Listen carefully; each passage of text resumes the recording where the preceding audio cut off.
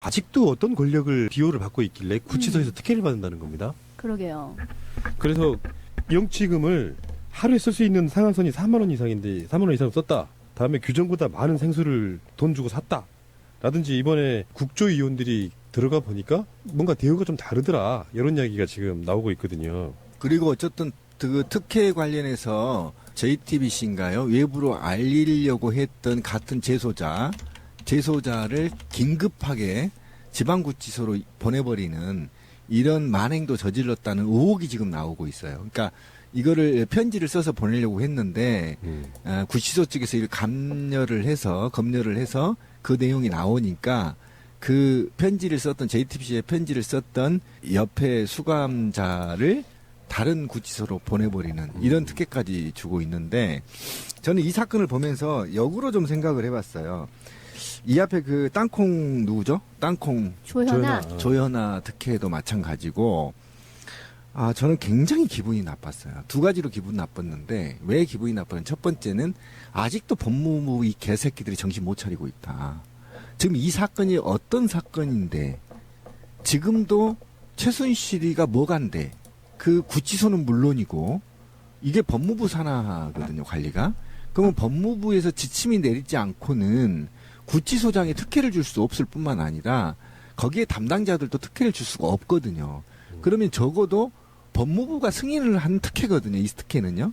이 특혜를 만약에 구치소장이 개별로 했다? 저는 이렇게 보지 않습니다. 이게 그냥 굉장히 중요한 사회적 인물이기 때문에 이런 특혜를 줄 수가 없다는 겁니다. 적어도 법무부 이상의 압력 없이는 이 특혜를 줄 수 없다라는 거고, 첫 번째 화가 나는 게. 그래서 아직도 법무부 내부에 이것들이 최순실 잔당의 말을 듣는 새끼들이 있다. 이건 정말 양아치 수준인 거거든요. 일벌백계 해야 할 법무부가 이렇게 특혜를 준다는 거에 대해서 저는 정말 법무부 장관 지금 당장 사퇴해야 된다고 생각해요. 이 문제 하나가 적은 게 아닙니다. 그리고 두 번째는 생수를 마음대로 먹을 수 없다라는 게 저는 충격적이었어요. 재소자 처우가 매우 나쁘구나. 매우 열악해요. 최순실 이걸 기점으로 최순실이가 특혜를 받고 있다보다는 다른 사람도 최순실 거를 올려줘라 이거. 그러니까 제 얘기가 그 얘기입니다. 물도 좀 마음대로 먹을 수 있게 하고 또 이렇게 하고 영치금도 좀 올려주고 시대가 이러니까 그래서 재수자들 인권에 좀 신경을 써달라는 거거든요. 그러니까 이런 두 측면에서 봤을 때 2016년 대한민국 서울구치소 그것도 법무부 직속 산하에 이런 구치소가 생수도 마음대로 못 먹는 이런 개 같은 곳이구나 라는 생각에서 두 번째로 제가 분노한 겁니다. 그래서 저는 이번에 조용히 이 생수 특혜와 관련해서 신창훈이 생각나네요. 네, 정말 이 사건 딱 보고 신창훈이 생각났습니다. 구치소 가도 호텔처럼 사용하고 샴푸 몇십만 원짜리 쓰고 이렇게 된다는 거 아니니까 없는 놈들은 또 못 먹고 저는 이게 정말 굉장히 슬펐어요. 이 구치소까지 법이 차등 있게 대하는구나. 사실은 법무부 재판 과정에서도 사실은 차이가 있거든요. 이런 차이가 있는데 또 구치소까지 가서 또 차등 대우를 한 거에 대해서 한국 사회가 아직 얼마나 불안한 법치국가이고 얼마나 불안한 민주주의인지를 단적으로 보여준 사례다. 구치소를 안 들어가봐서 모르겠는데 혹시 신비님 들어가 보셨어요? 아니, 저 유치장만 들어갔어요. 유치장에. 아니 근데 어쨌든 최순실이 들어가기 전에 거기 서울구치소에서 막 대청소를 하고 그랬었대요. 막 마당 쓸고 뭐 큰 손님 오신다고. 아니, 대통령 오셨는데요. 그러니까. VVIP잖아. 그랬다는 얘기도 있고요. 어쨌든 뭐 재벌이라든가 이런 사람들이 머물렀던 거기에 이제 머물고 있다라는 거고요. 근데 뭐 대우는 상당히 좋은가 봐요. 근데 그쪽에서의 얘기는 그러면 이 사람을 그럼 어디다 둬야 되겠느냐. 당연히 독방일 수밖에 없고 그 중에서 이제 좀 분리되어 있는 그런 쪽에 있을 수밖에 없는 거 아니냐. 근데 어쨌든 그 안에서 대우를 받는다 한들 뭐가 그렇게 좋은 대우를 받겠냐. 요런 정도로 그냥 그쪽에서는 얘기를 하는 모양이에요. 어떤 사람들은 사상범이라고 덕방 씌우잖아요. 그런 사람들 입장에서는 덕방 쓰는 게 굉장히 힘든 일이거든요. 대화 상대 하나 없는 거. 근데 최순실 같은 사람들 입장에서는 사실 이런 지점이 있을 거예요. 예를 들면 왜 영화 같은 데 보면은 정치적으로 중요한 인물이 만약에 그렇게 여러 명 같이 쓰게 된다면은 암살당할 수도 죽이거나 있어. 이럴 수도 있으니까 보호를 해야 되는 거 아니냐. 뭐 그런 측면도 없지 않아 있겠지만 그런 사람들 입장에서 봤을 때는 어떤 보도에 의하면 그렇게 이야기하더만요. 조금이라도 조금 대우를 더 받는다고 생각하면 나머지 재소자들이 특혜라고 생각할 수밖에 없는 그 구조 안에 들어있다는 거예요. 그러니까 왜 그런 거 있잖아요. 가령 우리가 학교 다닐 때 다 같이 그 교복을 입을 적에 기타나 이렇게 세울 수 있는 게 양아치만이 세울 수 있는 거잖아요. 그러니까 규율이 굉장히 빡셀수록에 그 안에서 누구가 그걸 조금 넘어가는 허용을 하게 되면 그 사람은 거기에선 짱인 거야. 그것처럼 이렇게 지금 전체적인 규율을 너무 빡세게 해 놓은 거잖아요. 생수도 얼마 이상 2리터 이상 못 먹 이렇게 딱 되어 있으니까 거기서 조금만 삐져나와도 그거는 일진이어야만 가능한 거야. 그 전체가 다 특혜가 되는 거예요. 아주 그러니까, 조금만. 예, 좀 구체적으로 들어가 보면 일반인들은 8에서 10명이 홍보하는 방을 들어간다는 겁니다. 이 방에서는 일과 시간에 들이눕거나 휴식을 취할 수 없다라는 거예요. 앉아 있어야 된다는 거죠. 근데 독방에 들어간다면 온수부터 난방까지 그리고 원래는 이에 구치소는 재수자들이 얘기하는 거 보면 막 가면 어쨌든 이불 2장만 군대 모포 2장만 준다는 겁니다. 그래서 춥죠. 겨울나기는 춥다라는 거죠. 이건 인권 문제가 지금 거론되는 거예요. 이 문제도. 근데 인권 문제 일단 떠나서 최순실의 특혜만 얘기를 한다고 한다면 이게 적은 특혜가 아닙니다. 남들은요 하루 종일 앉아 있어야 되거나 해야 되는데 혼자 독방에 들어가서 잠도 마음대로 자고 누워서 마음대로 놀고 마음대로 책 읽고 마음대로 생수 먹고 마음대로 컵라면 먹고 이렇게 된다는 거 아닙니까? 이게 좀 말이 안 되죠. 적어도 우리가 영화에서 본 것처럼 이 홍고방에 들어가서 서열대로 싸대기도 한번 맞아보고 이불말이도 한번 당해보고 응가도 아시죠? 홍고방은 어떻게 돼 있는지 보는 데서 하게. 보는 데서 싸게 되고 이렇게 돼야 된다는데 이거 엄청난 특혜입니다. 제가 영등포 구치소나 아닌 구치소는 많이 들어가 봤잖아요. 들어가 보면 거기 구치소도 응가가 보이는 데서 싸요. 예, 바로 옆에 바로 이렇게 여기까지 가슴까지 나오거든요. 그런 데서 쌌는데 정말 불편해요. 그 소리 문제, 응가의 방귀 소리, 그리고 냄새는 어디로 갈까 얼마나 힘들겠어요. 비상하겠다 처음에는. 사람 사는 게 아니지. 그런 경험을 해보라고 보는 해보라는 거예요. 그런데 안 주는 건 엄청난 특혜인 겁니다. 그리고 이번에 정말 법무부의 구치소의 관행을 완전히 정당하게 드러났습니다. 예를 들면 이런 거예요. 저는 이거는 법무부 장관이 저는 사퇴해야 된다고 주장한 게 이런 겁니다. 범국민적 96%의 염원으로 국조가 만들어졌고 탄핵이 이루어졌어요. 그런데도 불구하고 여기에 일반인이 아닙니다. 국회의원이 들어가서 취조 과정을 특조위 이 취재 과정을 녹음하거나 음성을 녹취하거나 이런 행위를 막았다는 겁니다. 그리고 굉장히 막는 이유는 뭐냐면 그런데 검사 측은 녹음이 가능하다는 겁니다. 그러니까 편파적인 겁니다. 이게 민주주의에 맞지도 않고 법치국가에 맞지 않아요. 그러니까 검사 측은 녹음도 하고 촬영도 할 수 있다는 거죠. 그런데 변호인 측은 녹음 촬영이 거의 불가능하다는 겁니다. 그러면 이 자체가 기울어진 소송을 하게 돼 있다는 거예요. 네. 이게 지금 이건 굉장히 큰 일이거든요. 그러니까. 검사가 촬영을 할 거면 변호사도 해야 돼요. 그러니까 이걸 조작할 수 있잖아요. 그러니까 이런 문제에서부터 크게는 치아까지 완벽하게 법무부가 그동안에 국민을 속여왔다. 그죠? 속여온 거잖아요. 재소자 인권 문제는 네. 사실 별로 수면 위에 올라오지를 않는 것이고 거기 일단 들어가면 그거는 이제 시민으로서의 모든 권리가 박탈되는 거다 이렇게 생각을 하기 때문에 하나하나를 잘 따지지 않게 되는 거죠. 근데 가령 이런 문제가 있다는 거예요. 거기에서 만약에 간수나 이런 사람들한테 두드려 맞았다. 그런 일 많이 일어나잖아요. 영화 같은 거에 그렇죠, 보면. 그렇죠. 근데 두드려 맞았어. 근데 거기에서 그 변호사가 만나서 이렇게 맞은 걸 봤어. 맞은 걸 봤지만 사진을 못 못 찍는다는 찍어. 거예요. 그럼 뭐야? 나중에 이게 빨리 재판기일이 걸려가지고 재판에서 이 맞았다라는 걸 보여주면 모를까. 그렇지 않으면 다 아물어버리면 끝장이고 그 증거가 남지를 않게 된다는 거죠. 그런 등등의 문제가 많아서 사실 이 교도행정에 대해서는 좀 더 많이 오픈되고 투명해질 필요가 있다는 거예요. 녹음하고 이러는 것이 증거인멸과 뭔 상관이 있어? 그러니까. 증거를 더 남기게 되는 거지. 그리고 이제 여기에 보면 보안의 문제, 안전 질서와 보안의 문제를 지금 얘기를 하고 있는데 그러면 접견을 제3의 장소에서 하면 돼요. 구치소 내에. 구치소 내에 제3의 장소에서 하면 될 일이잖아요. 가법정 같은 것을 만들어서 그리 오게 해서 거기에서 그냥 촬영도 하고 증거를 해야 되는 게 맞는 건데 증거를 확보해야 되는 게 맞는 건데 일방적으로 변호인단한테만 이걸 허용하지 않고 검사한테만 허용한다는 건 좀 이건 말이 안 되는 거잖아요. 그러니까 아까 지민님 얘기가 맞는 거 존나게 펴놓고 받았어. 그리고 한 3, 4일 지면 멍쩍이 없어져. 그럼 변호인은 보고 우랄통이 터진 거야. 저거 분명히 맞았는데 데리고 나갈 수도 없고 사진 찍을 수도 없고. 이런 가혹행위를 사실은 묵인한다는 거 법무부가. 이건 국민 속이는 거예요. 그리고 헌법에 이게 위배되는 거거든요. 그리고 구치소는요. 사실은 무죄 추정 원칙에 적용한다고 한다면 1심에서나 1심 전에 구속시켜버린 곳이잖아요. 아직 실제로 이 사람이 완벽하게 범인이 아니라고. 촬영 자체가 금지되잖아요.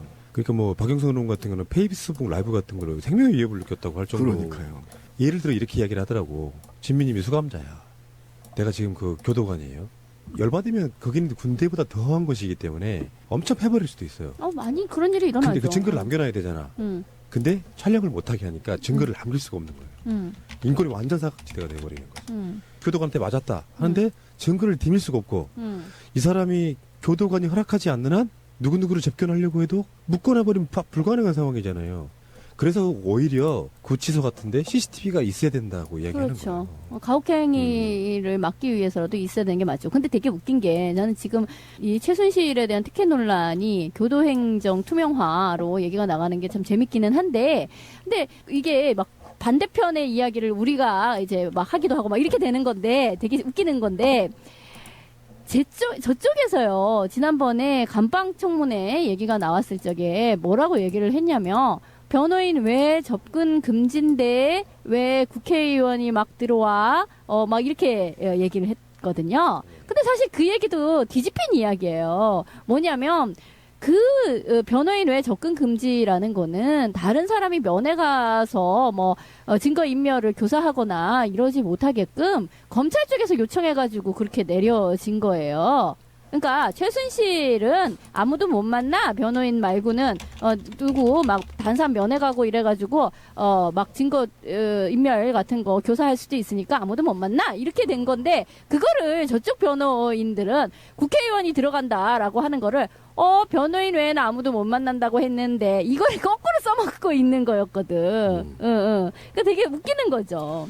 그러니까 여러 가지 이야기들이 구치소장이 뭐 최순실보다 눈치를 본다 또는 뭐 최순실을 보호하려는 오다가 내려온 게 아니냐 이런 의혹까지 사고 있고요. 또 노예 근생에 의하면 뭐 그렇게 유명한 사람이 그렇게 특혜를 받을 수도 있지 하시는 분들도 저 주위에 봤어요. 재벌 회장들이 그런 경우가 되게 많다고 하니까 황제 노역, 황제 수감 이런 경우도 있잖아요. 8명에서 9명 정도 쓰는 방에 보통 10리터짜리 약수터 물병을 갖다 놓고 거기에 그걸로 이렇게 식수를 하게 되고 이렇게 한다 그러잖아요. 온수를 네. 그걸로만 쓰게 돼 있다는 거죠. 근데 최순실은 그 물을 갖고 샤워까지 했다는 거예요. 그러니까 그거를 홍거방의 경우에는 7, 8명이 같이 쓰는 거고 네. 혼자 쓰게 이게 최순실 같은 경우는 혼자 쓰는 거고 이런 네. 거죠. 그러니까 그리고 이걸로 자기는 목욕 다 하고 생수는 생수대로 그러니까 먹는 거는 생수를 사서 먹고 이제 이렇게 됐다는 거죠. 그리고 국회의원들 볼펜까지 뺐었다 그랬잖아. 적지도 못하게. 근데 수감자들은 다 볼펜 갖고 있대요. 뭐예요 이게? 그러니까 이번 그 국조에서 청문회 할 때 이제는 또 구치소장들을 불러다 물어봐야 된다는 거예요. 왜 니들 그랬냐고. 물어봐야 된다고 생각합니다. 예. 그 따로 이거는 그냥 넘어갈 문제가 아니라고 제가 분명히 말씀드리지만 그만큼 이들이 국민과 헌법을 속이고 누군가에게 특혜를 줄 수 있고 누군가한테 특혜를 줄 수 없다는 권한을 갖고 있다라는 거잖아요. 그런 권한을 왜 그들이 행사하는지에 대해서 반드시 그 책임을 물어야 되고 향후에 그렇지 못하도록 법을 개정하는 게 맞아요. 정유라가 이대 입학하고 온갖 특혜를 받았잖아요. 네. 성적까지. 근데 지 애미 구치소 들어가서도 특혜를 받는 거야. 그 열 받지 우리 국민들 입장에서. 정말 화병 나 죽겠습니다. 사실상 법무부가 정보를 독점하는 것, 그다음에 녹음이나 증거인멸 관련된 관계가 없다. 검찰의 접견실에 녹음이 가능한데 변호인만 녹음이 안 된다는 것. 그다음에 이것이 바로 대한민국 법정이 기울어진 운동장이라는 것을 제보하는 겁니다. 알보도지 원장이. 얼마만큼 제가 아까도 얘기했지만 법정에서도 불리함이 없는 놈들은 그런데 구치소에서도 불리한 대우를 받고 불리한 진술을 받게 되는 거예요. 그러니까 얼마든지 검사와 법무부가 짜고 사람을 죽일 수도 있고 죄를 만들 수도 있고 이렇게 만들어진다는 겁니다. 이건 정말 이건 나라도 아니에요. 이걸 어떻게 법치국가라고 얘기하죠? 법은 만인한테 평등하게 적용돼야 된다는 거죠. 그래야만 이게 반송도 할 수 있는 거고 내가 하루에 몇 억씩 쓰던 조윤선도 곧 들어갈 거 아닙니까? 네, 그러면 들어가 보니까 이상하게 통쾌하네. 네, 들어가 보니까 네. 정말 힘들더라. 다시는 죄를 저지르지 말아야 되겠다. 이런 게 있어야 되는 거잖아요. 근데 거기에서 온갖 특혜를 하고 최순실 같은 경우는 얼마나 특혜를 받았길래 저 종신형 받을 준비 돼 있어요. 그 정도면 나도 종신형 사겠다, 씨발. 모든 걸 다 안에서 다 진두지휘 할 거 아니야. 야, 소장 이리 와봐. 그럴 거 아니야. 일단 누군가가 뭐 물건 사라고 이제 보통 일반인들 얘기하는 거예요. 환경이 열악하고 식사 한 끼에 1,000원 정도밖에 안 된다며. 예. 그러니까 이제 거기에 영치금이라는 걸 넣어주면 그 영치금 한도 내에서 사 먹을 수가 있는 거예요. 내가 필요한 물품 리스트를 이렇게 이제 교도관한테 이렇게 작성해서 주면 교도관들이 사서 주는 건데 지금 서울 구치소에서는 지금 의혹이 그거예요. 교도관들이 알아서 물건 풍족하게 넣어주고 최순실 아무 일을 안 해도 지들이 알아서 체크해가지고 서류를 맞춰놓는다. 이런 방식으로 지금 운영되고 있다는 거라서 그런 말 있었죠. 옛날에 범털 뭐 이런 거. 개털 범털. 그러니까 그들이 박근혜라고 하는 박정희를 등에 업은 허수아비 정치인을 데려다가 온갖 특혜를 받고 그 수많은 재산을 누렸는데 최소한 구치소까지 그렇게 특혜를 누리면 열받지 우리들 입장에서. 그래서 지금 네티즌들이 교도텔이라는 또 신조어를 만들었는데 2026년 교도텔. 모텔인 거라는 거죠. 웬만한 고시텔보다 더 낫겠다, 이런 훨씬 식이면. 낫죠. 좋은 기회죠. 프로포폴 중독도 끊을 수 있고. 근데 그런 얘기를 하더라고요. 이 사람이 꽤 괜찮은 특혜를 받고 있다 한들 이 사람은 지금 프로포폴도 맞아야 되는데 약도 못 먹고 있고 그리고 행간 나름 태는 안 나지만 명품으로 휘감고 뭐 온갖 미용과 관련된 거를 해왔던 사람이잖아요. 근데 그런 걸 지금 못하고 있잖아. 그런 것 자체가 이 사람에게 엄청난 어떤 자존심의 손상, 어떤 불쾌하고 우울한 감정 이런 것을 계속 유발하고 있을 것이다. 이런 얘기도 해요. 지금 이제 스멀스멀 나오고 있는 이야기가 정윤회가 다시 등장합니다. 현재 우리는 김기춘이 의심하잖아요. 이 박근혜 지금 최순실 없는 컨트롤타워. 근데 일각에서는 정윤회 재등극, 실각했던 정윤회 재등장. 최순실과 정윤회가 사이가 틀어지면서 실각했다고 알려진 실각이란 표현도 웃기긴 하다. 그 표현이 적당하지 않아서 그래요. 정윤회가 다시 박근혜 주위에서 조언해주는 핵심 비선실세가 된 게 아니냐 이런 의혹도 있어요. 그 정도 컨트롤하는 입장이라고 하면 아직도 무병우도 좀 남아있는 입장이고요. 그게 지금 굉장히 중요한 이슈로 지금 급부상을 하고 있는데 지금 과연 최순실이도 없고 순덕이도 못 들어가고 그 주변들이 다 못 들어가잖아요. 문고리 3인방도 없잖아요. 그다음에 김기춘도 못 들어가고 우병우도 못 들어간단 말이죠. 그러니까 누가 케어하느냐에 물음표를 던진 거잖아요. 그런데 지금 안민석 의원이 밝히고 있는 겁니다. 최순실이 면회를 온 정유래를 통해서 각종 지침들을 박근혜한테 전달하고 있다. 이 의혹을 지금 던진 거예요. 그러니까 이러면 이제 의혹이 조금씩 이제 밝혀지는 겁니다. 누가 지금 박근혜를 케어하느냐? 정유래라는 거죠. 그럼 정유래는 누구한테 컨트롤 받냐? 최순실한테 받고 있다. 이렇게 지금 주장하고 있는 겁니다. 그러면 이제 얘기가 되는 겁니다. 지금 혼자 되는 박근혜를 누가 돌보는 거냐? 이게 지금 아구기가 맞아가는 거거든요. 아구니가. 그래서 이런 게 관련해서 정유래가 다시 실세로 등장해서 실제로 지금 공식적인 권력과 그다음에 지금 제가 이런 거 있어요. 전 깜짝 놀랐는데 지금 탄핵 변호인단이 있죠. 아직도 박근혜를 한 번도 못 봤대요. 이게 말이 됩니까? 이 방송을 녹음한 직후 처음으로 만났다고 합니다. 젠장. 저는 이게 그러면 누구를 만나고 있는 거야, 그 사람들은? 그런데 그러니까 서면으로 주고 서면으로 받는다는 거예요. 그러면 여기에 있어야 되는데 박근혜가 무지하게 서면을 잘 봐야 되는데 저는 그렇게 보지 않습니다. 그 법문 어려운 법문을요. 정말 일반적인 법 전문가가 아니면 알 수가 없어요. 누가 역학적 설명해 관계를. 주지 않으면은 그것만 읽어가지고는 몰라요. 내용을 알 수가 없잖아. 그런데 서면 보고만 한다는 건 지금까지 한 번도 못 봤다는 거예요. 오늘 현재까지 변호인단이. 그러면 누군가가 전달을 한다고 하는데 기자들이 물어봤더니 누구를 통해서 전달하시나요? 누가 전달하나요? 물어봤더니 그건 비밀이라 밝힐 수 없다는 거예요. 변호인단이. 네.